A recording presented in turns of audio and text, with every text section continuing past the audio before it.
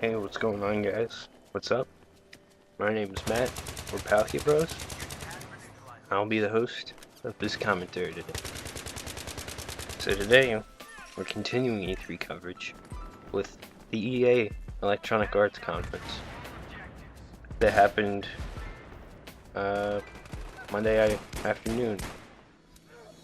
And so, the first thing they showed was their Dead Space 3 demo, and they instantly hit it off with their drop in drop out co-op feature, which I think takes away from the scariness, horror factor of Dead Space. The fact that you have someone else there with you kind of makes it a little bit less scary, but I have faith in the Dead Space crew to pull that off right.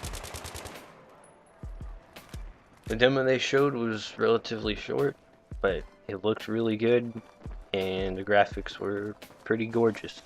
And that's going to come out February 2013. Next, they talked about their improvements for Madden 13, specifically the new Infinity Engine. This Infinity Engine is a new physics-based engine which will help on player collisions, such as like tripping, falling off balance, getting knocked by a tackle, using players' momentum, their weight, their speed. And it also talked about their connected careers as part of their campaign, which not only takes the regular create a character and brings them up through the rank, and then the normal series, but kind of mixes them together. And then of course they're going to have more social features, as EA tends to like to do. Next on the agenda was the release of Battlefield 3 Premium.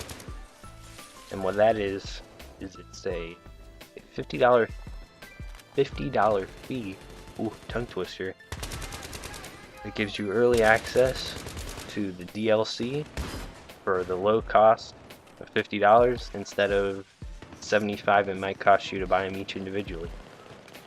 That's also going to give you custom camos, new weapon camos, new knife, dog tags, server priority, and a reset stats option. And I don't think that's a terrible idea. I wish it had come out earlier with Back to Karkan, so I wouldn't have had to buy that already.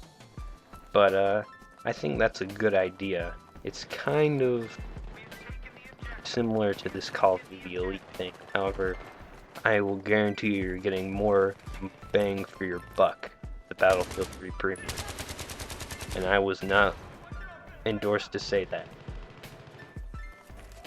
So the next thing they talked about was the future of Star Wars The Old Republic. And they announced that the game will be free to play up to level 15, and they also announced a new expansion. It'll have a nightmarish difficulty level, as well as new AI helpers, and some new spaceship missions and PvP elements, which is always good. I'd hate to see that game fade into the dead dust of MMO universe. My favorite thing they showed next, which was the Medal of Honor Warfighter demo and multiplayer trailer. This game is running on the Frostbite 2 engine, just like its Battlefield 3 counterpart, and the demo they showed took place in Somalia. The US Marines group was investigating some pirate activity, and instantly you could see just how spectacular the graphics were. I am not lying when I say those are probably the most realistic things I've ever seen. And it was beautiful. So the demo goes through. So the demo was going on, and they were killing these pirates in this coastal area after being dropped off by their boats. They called in this airstrike on this building nearby, blew up, rubble everywhere, looked gorgeous. And as it progressed, they had to do this breach this room. And the cool thing was, you could choose what to breach the door with, and then what to throw in the room. So this little UI came up as like a little dial, and the dude chose shotgun, and so the AI partner blew open the door with a shotgun. And then he didn't choose like a flashbang or anything, but those were some of the options, like flashbang, like a smoke, stuff like that. You run in, and then when you breach, there's like this little graphic on the bottom that has how many enemies there are, and it marks off which ones you've killed, and if you get a headshot, it's like a red X on the dude's head and stuff. So it's pretty cool. I really like having options when I breach a room instead of the normal plan a charge, go in slow-mo sort of thing. So that was really, really cool. And then they showed the multiplayer trailer.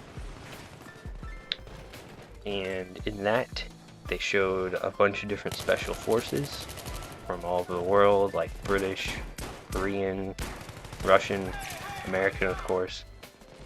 And in that little trailer, we saw some of what might be kill streaks, or point streaks, however they do it. I saw a throwable backpack-sized UAV, as well as this dude pulled out a mortar, he shot it, and then he pulled out a laptop and he could guide where it landed on the ground. So that sounds like they've really amped it up from the last one, which seemed like a mishmash of Battlefield parts. They really tried to make it a forefront title, which is good. I love those games. Love the realism, love the grittiness. I love it because it reminds me of like all these army movies we see, as opposed to Call of Duty, which is just explosions, Michael Bay action. There's not any of that grit to it.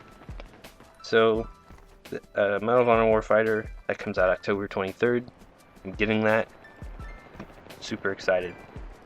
Next, they talked about FIFA 13, their social connections with their football club, blah blah blah, new moves you can do. Not real excited about that. Then they announced their UFC partnership, which could be good in the future. Might see an official UFC game, which would be really awesome.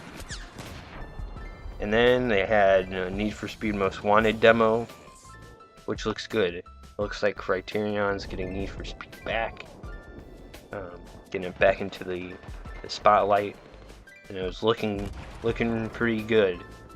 Got some new multiplayer options that look stellar. That comes out October 30th. Crisis 3 trailer, and Crisis always looks good. However, I'm not that into it, but it'll probably be a good game. So that's pretty much what EA said the other day. So thanks for listening, and I'll be back for more.